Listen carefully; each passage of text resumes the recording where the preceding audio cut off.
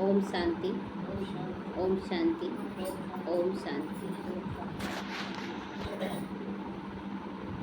आज बाबा कह रहे मीठे बच्चे तुम्हें सतो प्रधान बनना है तो बाप को बहुत प्यार से याद करो। अगर बाबा कहता है कि अगर तुम्हें सतो प्रधान यानी सतयुग में भी पहले नंबर में आना है तो बहुत प्यार से बाबा को याद करना। मजबूरी या तो मतलब भारी होकर याद नहीं करना कि याद करना मजबूरी है, नहीं तो माया आ जाएगी, ऐसा नहीं, बहुत प्यार से बाबा को याद करना है।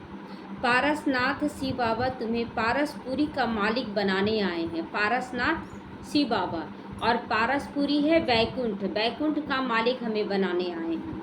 प्रश्न है, तुम बच्चे किस एक बात को धारणा से ही महिमा योग्य बन जाते हो? किस एक बात की धारणा से महिमा योग्य बन जाते हो? उत्तर है बहुत बहुत निर्माण चित्त। ये निर्माण चित्त क्या होता है? निर्माण चित्त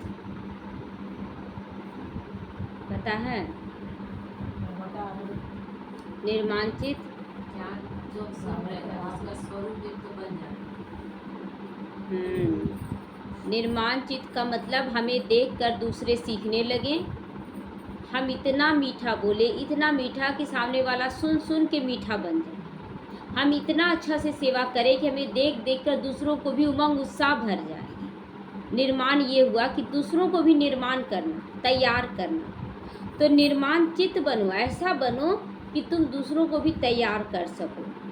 किसी भी बात का अहंकार लेकिन नहीं होना चाहिए कि हम कर रहे हैं तो ही हो रहा है, ये भी नहीं। अहंकार आया तो निर्माण चित्त में क्या जाएगा? निर्माण चित्त में अहंकारी भी बन जाएगा।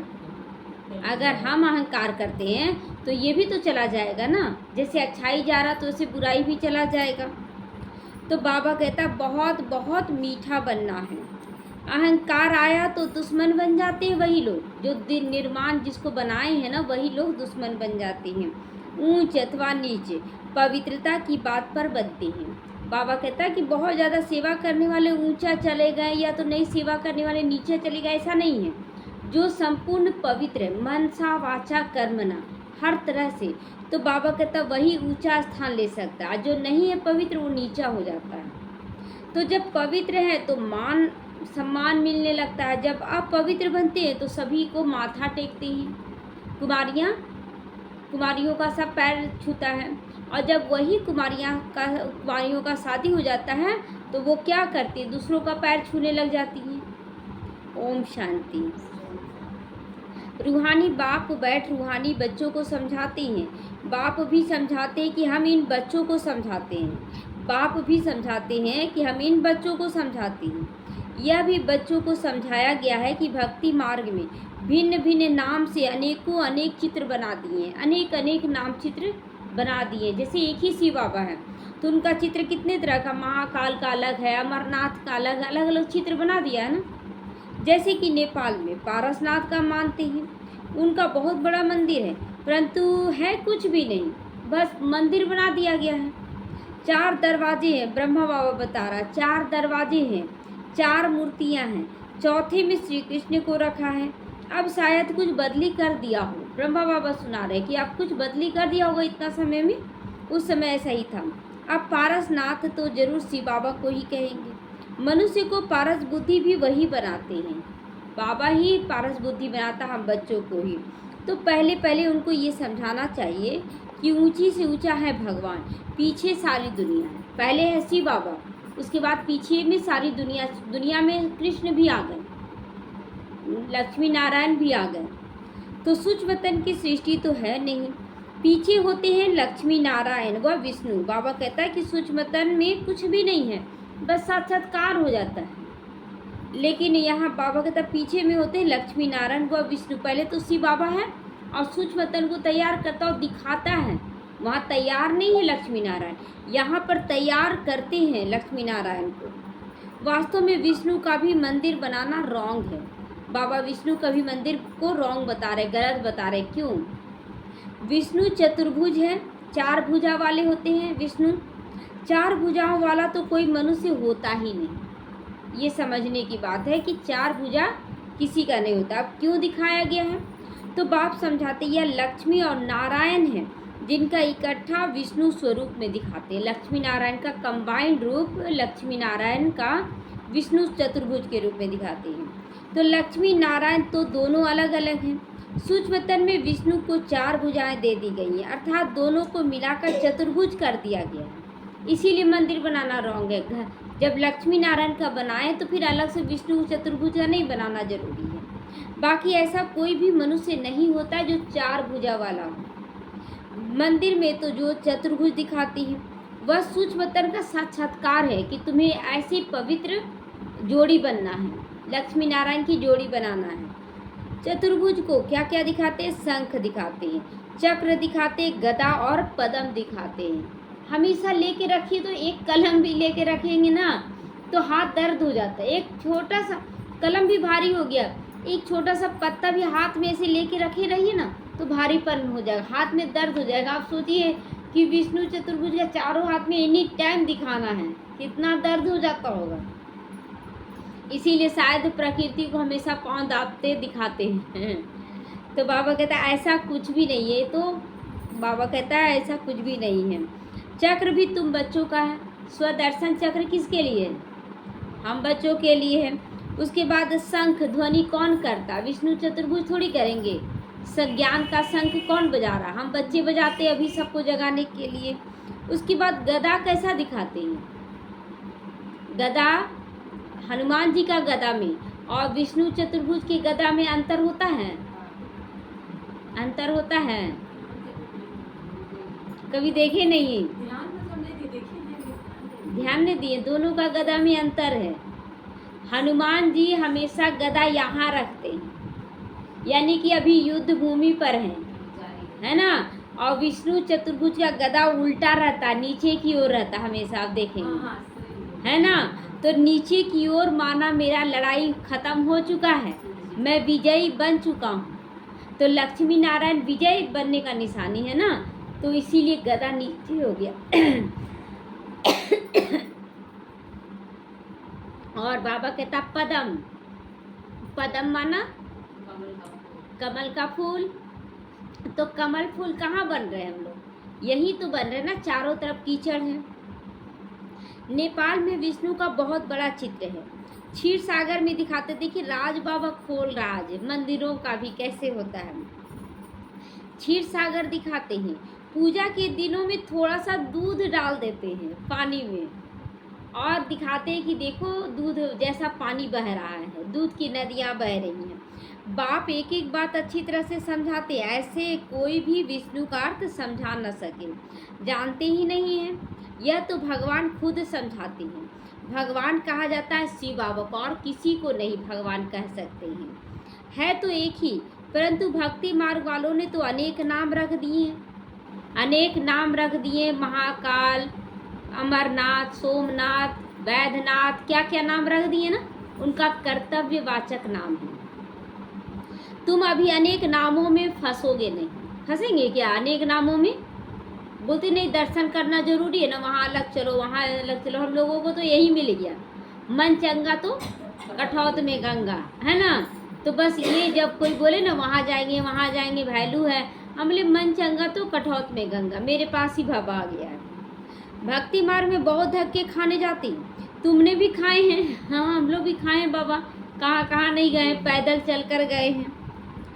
अभी अगर तुम मंदिर आदि देखोगे तो उस पर समझाओगे कि ऊंचे से ऊंचा भगवान, सुप्रीम सोल, निराकार, परम पिता, परमात्मा। अगर किसी का भी मंदिर देखेंगे तो क्या बोलेंगे कि भगवान तो एक ही है, ये सब देवी देवता है। आत्मा शरीर द्वारा कहती ओ परम पिता, उनकी फिर महिमा भी है। ज्ञान का सागर, सुख का सागर है कि नहीं? सुख का सागर, अथाह सुख मिलता है कि नहीं बाबा से मिलने के बाद, उम्मीद से ज़्यादा। तो भक्ति मार्ग में एक के अनेक चित्र बनाते हैं। ज्ञान मार्ग में तो ज्ञान का सागर एक ही है, ज्ञान मार्ग में एक ही चित्र है। वही पतित पावन, सभी का सदगति दाता। तुम्हारी बुद्धि में अब सारा चक्र आ चुका है। सारा चक्र यानी सत्युग, त्रेता, द्वापर, कलयुग, संगम युग, पूरा चक्र आ गया। तो ऊंचे से ऊंचा परमात्मा, उनके लिए गायन है, सिमर सिमर सुख पाओ।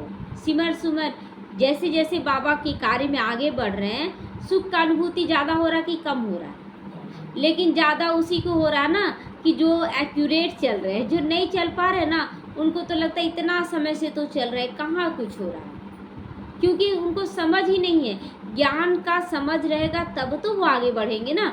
और लोग क्या कर रहे हैं ना, देखिए बहनें ज्ञान दे रही हैं, योग सिखा रही है, लेकिन सेवा में लगा दे रही है, उसके पीछे भी राज है। पाप का बोझा बहुत है ना, तो सेवा करवा के उनके ऊपर जो पाप का बोझा उसको समाप्त कर दे रही है।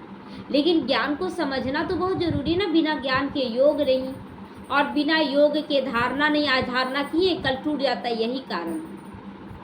तो बाबा कहता है सिमर सिमर सुख पाओ, अर्थात एक बाप को ही याद करो और सिमरन करते रहो तो कलह कलेश सब मिट जाएंगे तन के। कलह कलेश तन का ही ना कलह कलेश है, आपको शक्ति नहीं मिलता है और आपको बहुत काम करना है तो देखते चिड़चिड़ाहट आ जाता है, नहीं हो पाता है तो तन का जब स्वस्थ हो जाएगा तन, तो अपने आप कलह कलेश मिटना शुरू हो जाएगा, मन शक्तिशाली हो जाएगा तो करने का मन नहीं करेगा।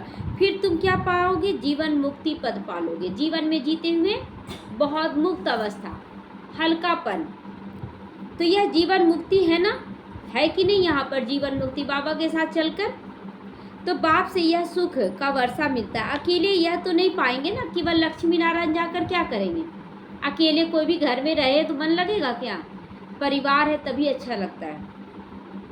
तो जरूर पूरी राजधानी होगी गोया, बाप राजधानी स्थापन कर रहे हैं। सतयुग में राजा रानी प्रजा सब होने चाहिए, सारे लोग होने चाहिए।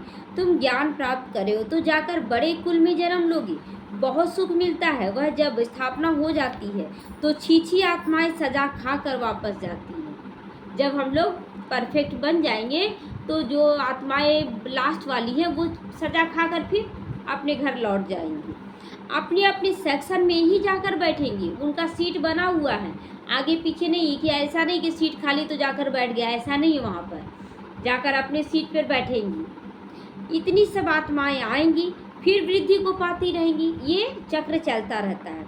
यह बुद्धि में रहना चाहिए कि ऊपर से नीचे कैसे आती है, ऐसे नहीं कि 2 पत्ते के बदले एक ही साथ 10 पत्ते इकट्ठे निकल आए, नहीं, नियम प्रमाण होता है कि कैसे कैसे एकदम धीरे धीरे ऊपर से आत्माएं आती जाती है, कभी 2 फिर 8 फिर ऐसे करके आती हैं, एक साथ सब नहीं आ जाती हैं। और जाने समय भी वही, मतलब ऐसे आ रही हैं इधर से जा रही हैं, ऐसे चक्र बना हुआ है।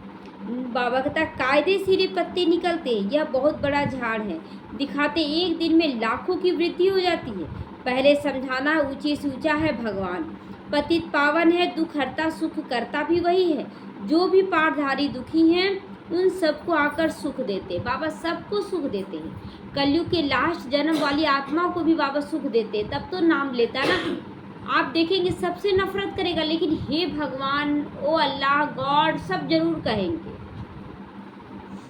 तो दुख देने वाला रावण है, मनुष्यों को ये मालूम ही नहीं कि बाप आए हैं जो आकर समझे। बहुत हैं समझते समझते फिर थिरक जाते हैं, मतलब बाहर चले जाते, नहीं समझ में आता है तो क्या करेंगे, बाहर चले जाते, जैसे स्नान करने जाते हैं, पाँव फिसला तो पानी के अंदर घुस जाते हैं, बाहर ले जाती है ना, पाँव फिसला तो बाबा भी अनुभवी है इस सब चीज़ का, ब्रह्मा बाबा पूरा अनुभवी है, ये सब देखा है, एकदम तुरंत बह जाता है। बहुत बार ऐसे देखे गंगा नदी में नहा रहा और देख रहे बहने लगा, लोग पीछे दौड़ते हैं बचाने के लिए, बच पाया तो ठीक, नहीं तो बह गया। तो यह तो विषय सागर है ना, बाबा तुमको क्षीर सागर की ओर ले जा रहे हैं, सुख शांति की ओर ले जा रहे हैं, निर्विकारी दुनिया की ओर ले जा रहे हैं। परंतु माया रूपी ग्राह अच्छे अच्छे महारथियों को भी हप कर लेती है, इसीलिए अभी किसी भी भाई बहन में नहीं फंसना है। किसके अंदर कौन सा विकार बैठा हुआ है कोई भी नहीं जानता, इसीलिए बाबा बार बार चेतावनी देता है कि अच्छे अच्छे महारथियों को भी माया हप कर ली, आप उसके पिछाड़ी रहें तो कहीं आपको भी हप ना कर ले। तो जीते जी बाप की गोद में से मर कर रावण की गोद में चले जाते हैं, रावण की गोद में चले जाते अर्थात मर पड़ते। तुम बच्चों की बुद्धि में ऊंचे से ऊंचा बाप फिर रचना रचते, हिस्ट्री ज्योग्राफी सूक्ष्मतन का नहीं होता है, हिस्ट्री ज्योग्राफी यहाँ धरती पर होता है कि जब हमारी स्थिति पावरफुल है तो वायुमंडल वाइब्रेशन कैसा बनता है, बहुत अच्छा बन जाने लगता है। तो इसीलिए हिस्ट्री और ज्योग्राफी सूक्ष्मतन में नहीं, यहाँ क्रिएट करना, वहाँ तो साक्षात्कार होता है। जैसे कि पिक्चर बनता है तो पिक्चर बनाया जाता है ना, डायरेक्ट टीवी में तो नहीं दिखा दिया जाएगा, तो बनाया जाता है, एक्टिंग किया जाता है, तो एक्टिंग का खास जगह दिखाया जाता है। टीवी के अंदर थोड़ी एक्टिंग किया जाएगा। तो भले तुम सूक्ष्मतन में जाते हो, साक्षात्कार भी होता है, वहाँ चतुर्भुज को देखती हूँ, चित्रों में है वही देख लेती हूँ, तो वह तो बुद्धि में बैठा हुआ है, तो जरूर वैसा ही साक्षात्कार हो जाता है। जो आप यहाँ से सोचते रहेंगे ऐसा होता है भगवान ऐसा, वही वहाँ साक्षात्कार दिखने लगेगा। तो परंतु ऐसी कोई चीज़ होती नहीं। यह है भक्ति मार्ग का चित्र। अभी तक भक्ति मार्ग चल ही रहा है, भक्ति पूरा होगा तब ये चित्र नहीं रहेंगे। अभी चित्र चल ही रहा है, यानी कि भक्ति मार्ग चल रहा है। स्वर्ग में ये सब बातें भूल जाएंगे। बाबा कहता है स्वर्ग में ये सब बातें याद नहीं रहेगा, ना भक्ति न ज्ञान, कुछ भी याद नहीं रहेगा। ज्ञान का भी बात कुछ भी याद नहीं रहेगा, लेकिन हाँ ये रियलाइज रहेगा मैं आत्मा हूँ, और मेरा जो संस्कार यहाँ तैयार हो रहा है ना, वो संस्कार वहाँ जाएगा। तो अब बुद्धि में है कि लक्ष्मी नारायण दो रूप है चतुर्भुज के। लक्ष्मी नारायण की पूजा सो चतुर्भुज की पूजा हो गई। अगर आप अलग अलग भी पूजा किए चाहे तो चतुर्भुज के रूप में, लेकिन पूजा लक्ष्मी नारायण की होती है। लक्ष्मी नारायण का मंदिर या चतुर्भुज का मंदिर बात एक ही है। इन दोनों का ज्ञान और किसी को भी नहीं है किसी को। पहले तो हम लोग समझते विष्णु अलग है, लक्ष्मी नारायण अलग है, और राधा कृष्ण अलग, सब अलग अलग कर दिए थे। तुम अब जानते हो लक्ष्मी नारायण का राज्य होता है सतयुग में। विष्णु का राज्य तो कुछ होता ही नहीं। विष्णु कोई राज्य करने के लिए नहीं रहते, कम आएंगे। यह पालना भी करते हैं, सारे विश्व के मालिक है ना, तो विश्व की पालना के निमित्त बनते। कब से? सतयुग से पालना के निमित्त बनते हैं। तो विष्णु भगवान उवाच मैं तुमको राजयोग सिखलाता हूँ, अपनी को आत्मा समझकर बाप को याद करो, इस योग अग्नि से विक्रम विनाश हो जाएंगे। डिटेल में समझाना पड़े। अब बाबा कहता है कि इसको भी डिटेल में समझाना पड़े कि जब तक तुम आत्मा नहीं समझोगे यहाँ मैं आत्मा हूँ, तब तक देह का भान निकलेगा नहीं, कुछ ना कुछ विक्रम हो ही जाएगा। लेकिन जब आप आत्मा समझते हैं ना, तो देह भान कुछ है ही नहीं, फिर बस चल रहे एंजॉय कर रहे हैं। तो बोलो यह भी गीता है, मुरली भी जो सुनाया जा रहा दुनिया को बताने, यही ओरिजिनल गीता है।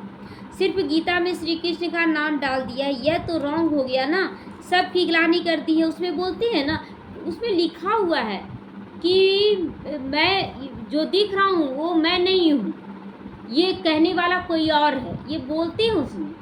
तो यानी कि यहाँ पर ब्रह्मा बाबा जो कृष्ण के आत्मा वो दिख रहे हैं, लेकिन वो नहीं है, कोई और है बोलने वाला। इसीलिए भारत क्या कर दिया, तमो प्रधान बन पड़ा। क्यों? क्योंकि कृष्ण को सामने ले आया और सबकी ग्लानि भी कर दी। किसी को छोड़े? आज तक कृष्ण को भी नहीं छोड़े, भगवान को भी नहीं छोड़े। ग्लानि करते करते खुद, अगर हम बड़ों को गाली देते हैं तो वास्तव में हम खुद को गिराते हैं। अब है कलयुगी दुनिया का अंत, इसको कहा जाता तमो प्रधान आयरन एज। जो सतो प्रधान थे उन्होंने ही 84 जन्म लिए हैं। जन्म मरण में तो जरूर आना पड़ता है ना, जो आ गए एक बार, वो हर दिन एक आत्मा जो नहीं ज्ञान में है वो ये बात जरूर रखती कि हम अब जीना नहीं चाहते और कभी आना ही नहीं चाहते, हमको ख़त्म कर दे भगवान, मोक्ष हो जाए। लेकिन नहीं, ऐसा नहीं है, जन्म मरण में तो आना जरूर है। जब पूरे 84 जन्म पूरे ले लेते हैं तब फिर बाप को आना पड़ता है ले जाने के लिए। क्या 85 जन्म थोड़ी ले लेंगे, 84 जन्म ही होता है। तो पहले नंबर वाले को पहले चुनते हैं, यानी कृष्ण की आत्मा चुनाती है। एक की ही बात नहीं, फिर नंबरवार सबको चुने जाते हैं, हम सब चुने गए हैं। इनकी तो सारी राजधानी थी ना, तो फिर जरूर होनी चाहिए, उन सब बच्चों को फिर बाबा चुनेगा। बाप सबके लिए कहते अपने को आत्मा समझो, बाप को याद करो, योग अग्नि से ही पाप कटेंगे। क्लियर है ना? ज्ञान से पाप नहीं करता, ज्ञान से समझ आता है। पाप करता है हमारी, बाबा कहता है ना, पाप हमारे क्या से करता है, योग से करता है। जब, और योग क्या है, आत्मा समझ कर योग लगाएंगे तो कटेगा। अगर देह भान में योग लगाते तो अंश कटेगा, और अगर आत्मा समझ के करेंगे तो पूरा अंधेरा ही दूर हो गया। तो काम चिता पर बैठकर सभी सांवरे हो गए। अब सांवरे से गोरा कौन बनाए, तो सो तो बाप ही सिखलाएंगे ना। आप यही काम बाप का है, मनुष्य देहधारियों का नहीं है। श्री कृष्ण को आत्मा जरूर भिन्न भिन्न नाम रूप लेकर आती होगी। श्री कृष्ण की आत्मा हर जन्म में, श्री कृष्ण बोलते हैं, एक पूरा बोलते हैं श्रीनाथ नाथ हरे मुरारी। नाथ नारायण। हाँ, तो वो पूरा दिखाते 8 जन्मों को दिखाते हैं। तो जो लक्ष्मी नारायण थे उनके ही 84 जन्मों के बाद फिर वही बनना रहता। 84 जन्म में क्या बन गया? वही दादा लेखराज बने और फिर उनको ब्रह्मा बनाया गया। इसीलिए ब्रह्मा द्वारा भाग्य बांटा गया और गीता का ज्ञान कैसे बोला जाता? कृष्ण दिए, क्योंकि संपूर्ण बन गया ना उनके मुख का आधार लिए। तो उनके बहुत जन्मों के अंत में बाबा आकर प्रवेश करते हैं और फिर वही सतो प्रधान विश्व का मालिक बनते। मतलब आत्मा एक ही, केवल शरीर अलग हो गया, पतित और पावन शरीर हो गया।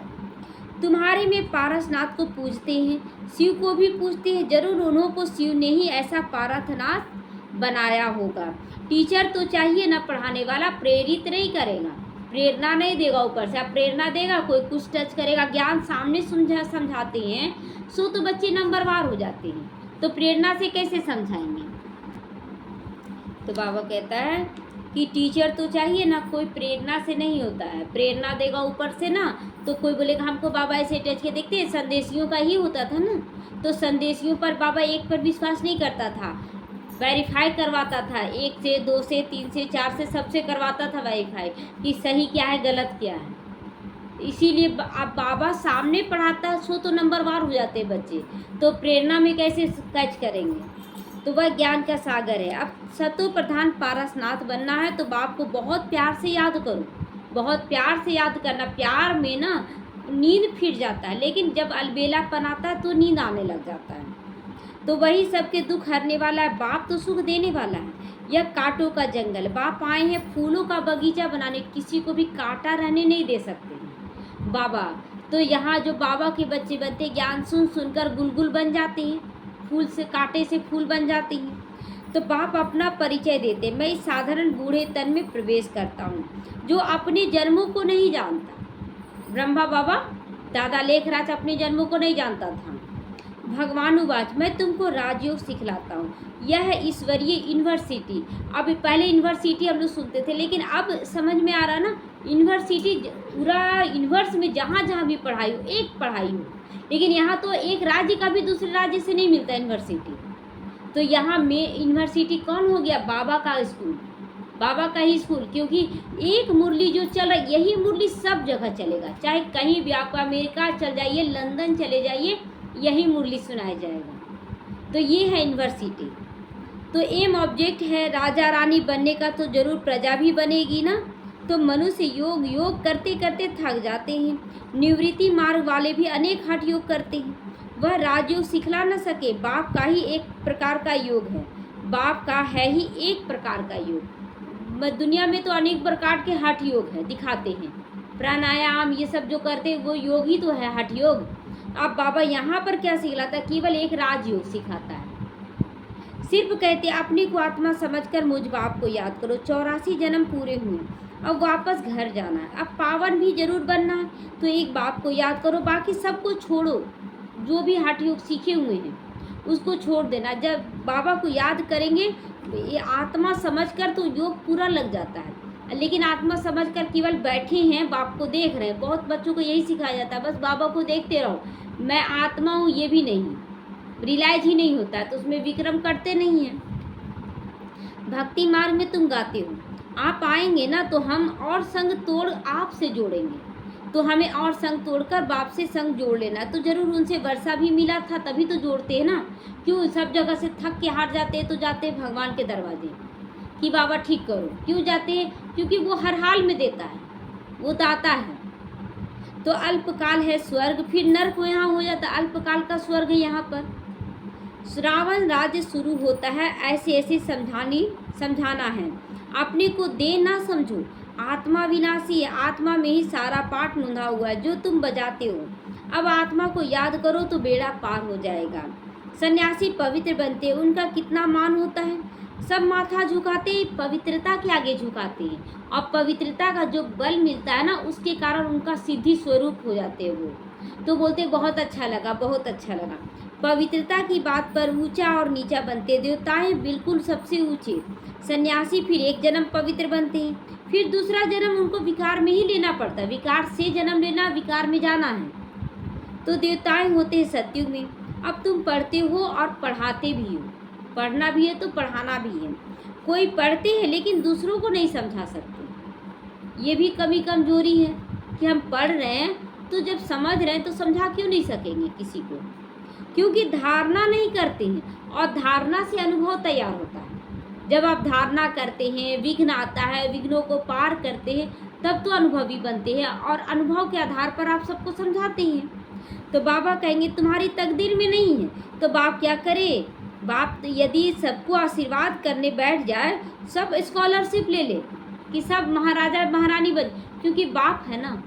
बाप अगर देगा तो सबको एक बराबर देगा, थोड़ी कम बेसी देगा, तो सबको स्कॉलरशिप मिल जाएगा, सब महाराजा महारानी बन जाएगा। वह तो भक्ति मार्ग में आशीर्वाद करते हैं। सन्यासी भी ऐसे कहते हैं, उनको जाकर कहेंगे मुझे बच्चा हो, आशीर्वाद करो, अच्छा जाओ तुमको बच्चा हो जाएगा। सन्यासी बोल देता है अच्छा बच्ची हो गई तो क्या कहेंगे? भाभी, पहले तो बेटा के लिए गया, फिर बेटी हो गई, अब क्या करें, तुम्हारा किस्मत में ही बेटी होगा, ऐसे टाल देते। लेकिन दुनिया वाले इतनी बेवकूफ़ी समझते ही नहीं, जब किस्मत पे ही जाना है तो हम साधु सन्यासियों के पास क्यों जाते हैं? बच्चा हुआ, वाह वाह, चरणों में गिर पड़ते, उनके आशीर्वाद से हुआ, अच्छा, और फिर मर गया तो रोना पीटना शुरू। गुरु को भी गाली दे पड़ते हैं कि क्या कर दिया। गुरु कहेगा ये भी भाभी थी, कहेंगे पहले क्यों नहीं बताया अगर भाभी थी तो ये सब बाबा कहता है कि ढकोसला है, अंधश्रद्धा है।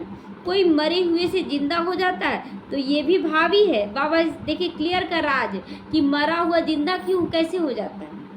वह भी ड्रामा में नूंद है। क्या नूंद है? आत्मा कहीं छिप जाती है, मर्ज हो जाती है, मतलब है शरीर के अंदर आत्मा लेकिन मर्ज हो जाती है, उसका शक्ति जो होता है ना मर्ज हो जाता है और उसके बाद सुसुप्त हो जाता है। तो जैसे ही सब रोना पीटना शुरू होता है, भगवान भगवान भगवान आते हैं, फिर उसको जगाते हैं। तो कोई आया, वही उसको शक्ति भर दिया तो जिंदा हो गया, तो बोलते हैं ये जिंदा हो गया। डॉक्टर लोग भी समझते ये मरा पड़ा है, क्योंकि आत्मा सुसुप्त हो जाती है, सो जाती है। अब कोई भी सोया हुआ है, लगे मर गया, क्या मरा हुआ तो नहीं है, तो फिर जिंदा हो जाता है। चिता पर चढ़े हुए उठ पड़ते हैं। कोई एक ने किसी को माना, उसके पीछे ढेर पड़ जाते, मतलब कोई एक साधु ऐसा कर दिया तो फिर बोलते कितने लोग दौड़ पड़ते, रही मरा हुआ को जिंदा करा दिया। अगर इतना ही ताकत है तो सब मरे हुए मुर्दों को वहाँ ले चलो और जिंदा करवाओ, तो देखते जिंदा करता है कि नहीं। तो तुम बच्चों को तो बहुत निर्मांचित होकर चलना है, बहुत निर्मांचित, ऐसा बोल, ऐसा संकल्प, ऐसा कर्म हो जो दूसरे हमसे सीख ले। तो अहंकार जरा भी लेकिन नहीं रहना चाहिए, अहंकार नहीं रहना चाहिए। आजकल किसी को जरा भी अहंकार दिखाया तो दुश्मनी बढ़ जाती है। इसलिए बाबा बहुत निर्मांचित निर्मल वाणी बोलता करने, बहुत मीठा होकर चलना। नेपाल में भी आवाज़ निकलेगा। अभी तुम बच्चों की महिमा का समय नहीं है, नहीं तो उनके अखाड़े उड़ जाएं, भक्ति मार्ग का अखाड़ा समाप्त हो जाएगा। होगा जरूर, अभी उड़ा नहीं है, अभी थोड़ा थोड़ा बोल रहा है। बड़े बड़े जग जाएं, सभा में बैठ सुनाएं, उनके पिछाड़ी ढेर आ जाएं। कोई भी MP बैठ तुम्हारी महिमा करे तो भारत का राजयोग इन ब्रह्मा कुमार कुमारियों के सिवाय कोई सिखला ही नहीं सकता है। ऐसा भी कोई निकला ही नहीं है इतना पावरफुल। बच्चों को बहुत होशियारी से चमत्कारी बनना है। फलाने भाषण बहुत अच्छा करते हैं, सीखना चाहिए तुमको भी। अगर किसी के बारे में बोलते बहुत अच्छा सुनाते हैं तो हमें सीखना चाहिए ना। केवल महिमा करने वाले नहीं बनना, वो महिमा योग्य बनना है। तो सर्विस करने की युक्ति बाप सिखलाते। बाबा ने मुरली जो चलाई एक्यूरेट कल्प कल्प ऐसे ही चलाई होगी। ड्रामा में नूंदे, प्रश्न नहीं उठ सकता ऐसा क्यों? ड्रामा में नहीं नूंदा हुआ है तो बोलना नहीं ऐसा क्यों। हर बार ठंड का मौसम आता है ना, आप पूछते हैं कभी ऐसा क्यों? गर्मी आता है क्यों? लेकिन ठंड के बाद गर्मी आना है, गर्मी के बाद बरसात आना, ये नूंद है। तो स्वीकार करते। ड्रामा अनुसार जो समझाना था वो समझा दिए बाबा। समझाता रहता हूँ, बाकी लोग तो अथाह प्रश्न करेंगे ही। बोलो, पहले मन मना भाव, अपने मन को कंट्रोल कर लो ना, उसके बाद ड्रामा को समझना। पहले मन को कंट्रोल करो। बाप को जानने से तुम सब कुछ जान जाओगे। पहले खुद को जानो, बाप को जानो, तो सब कुछ जान जाओगे। अच्छा, मीठे मीठे सीखी लदे बच्चों प्रति माता पिता बाप दादा का याद प्यार और गुड मॉर्निंग रूहानी बाप की रूहानी बच्चों को नमस्ते। हम रूहानी बच्चों की रूहानी माता पिता बाप दादा को याद प्यार गुड मॉर्निंग और नमस्ते नमस्ते, शुक्रिया बाबा शुक्रिया। धारणा के लिए आज मुख्य सार है, सर्विस की युक्ति सीख कर बहुत होशियार और चमत्कारी बनना है। चमत्कारी बोलते हैं ना, आपके कोई भी कितना भी परेशान आता है उसको बोलते हैं ना कि आपका बिल्कुल ठीक हो जाएगा, किस आधार पे ठीक हो जाएगा, उसको 24 घंटे बाबा की याद में लगा देते हैं। तो जब बार बार याद करेगा तो बाबा ठीक करेगा कि नहीं? 24 घंटे माया को आने का चांस ही नहीं देगा, तो फिर वही चमत्कार हो जाता है। धारणा कर फिर दूसरों को भी कराना है। धारणा तो जरूर कराना, कभी भी ऐसा नहीं बोलता है बाबा नहीं धारणा भी मत कराओ, थोड़ा दिन रुक जाओ, ऐसा नहीं बोलता है बाबा। पढ़ाई में अपनी तकदीर आप ही जगानी है, खुद करेंगे दूसरों को कराएंगे, तकदीर जगता चला जाएगा। किसी भी बात में जरा भी अहंकार भी नहीं दिखाना है, अहंकारी नहीं, स्वमानधारी बनना है। लेकिन अहंकार क्या होता है? अहंकार दूसरों को दिखता है, स्वमान खुद को आगे बढ़ाता है। बहुत बहुत मीठा निर्माणचित होकर चलना है। माया रूपी ग्राह से अपनी संभाल करनी है। माया रूपी ग्राह है, माया बहुत बड़ा ग्राह है जो अच्छी अच्छी महारथियों को खा जाती है, इसलिए संभाल करना। वरदान है, बीती को श्रेष्ठ विधि से बीती करो, श्रेष्ठ विधि से बीती करना है। आप बीती को केवल बीती कर दिए मतलब कोई गलती किए हैं, आप गलती को बीती को बिंदी लगा दिए, अब फिर वो गलती कर देंगे। तो श्रेष्ठ विधि से बीती को बिंदी लगाना माना कि जो गलती की वो दोबारा नहीं करेंगे, तब बीती को बिंदी हुआ श्रेष्ठ विधि से। तो यादगार स्वरूप बनाने वाले पास विद ऑनर बनो। यादगार कब बनेगा? देखो ऐसे ऐसी गलती हुई थी, उसके बाद ऐसा स्वमान लिए थे और आगे बढ़ गए, बहुत अच्छे से आगे करने लगे। तो सुनाने में भी अनुभव के रूप में सुनाएंगे तो दूसरों को प्रेरणा मिलेगा। तो पास्ट इज पास्ट, वो तो बीत गया है, तो होना ही है ये चीज़, समय और दृश्य सब पास हो ही जाएंगे। लेकिन पास विद ऑनर बनकर हर संकल्प और समय को पास करो, मतलब विजयी बनकर। काम रुका नहीं है, जो काम हम ठाने हैं तो उसके पहले विघ्न आ रहा है, लेकिन विघ्नकारी कब हो जाते हैं? जब मेरा काम ही खत्म हो जाता है, नहीं हो पाता है। लेकिन विघ्न आया, हम उस विघ्न को पार करके काम जो करने वाले वो उसमें विजयी बन गए, तब हम क्या बन गए? निर्विघ्न बन गए, मतलब विजयी आत्मा पास विद ऑनर बन गए। तो ऐसे बीती को ऐसी श्रेष्ठ विधि से बीती करो, जो बीती को स्मृति में लाते हो तो वाह वाह के दिल बोल दिल से गाएं कि वाह बाबा कितना अच्छे से हम पार किए, इतना सारा विघ्न आया लेकिन विजयी बन गए। तो ऐसे विधि से पार करो। अन्य आत्माएं आपकी बीती हुई स्टोरी को पढ़े और प्रेरणा ले लें, आपकी बीती यादगार स्वरूप बन जाए। आज ब्रह्मा बाबा का स्मृति बुक निकला है ना, उनका पूरा फर्स्ट और सेकंड, तो क्यों निकला? वैसा वो करके गए हैं। तो बाबा कहता तुम भी ऐसा कर्म करो कि यादगार स्वरूप तुम्हारा बीती बन जाए, कीर्तन योग्य बन जाओ, कीर्ति गाते रहेंगे लोग। स्लोगन है, स्व कल्याण का श्रेष्ठ प्लान बनाओ तो विश्व सेवा में सकाश मिलेगी। बाबा कहता विश्व सेवा में सकाश कब मिलेगा? जब आप अपना कल्याण करेंगे, आप खुश रहेंगे तो आप रूपी आपसे वाइब्रेशन कैसा फैलेगा? खुशी का। आप उदास रहते हैं, बाहर में आप हंस के दिखा रहे हैं और घर के अंदर उदास हैं, तो आपका वाइब्रेशन कैसा फैला? उदासी का फैल गया। समस्या तो आएगा ही आएगा, समस्या में हर वक्त यही सोचे मुझे समाधान करना है, रुकना नहीं है, और तेज गति करना है और आगे बढ़ना है, तब कहेंगे कि निर्विघ्न आत्मा। ओम शांति।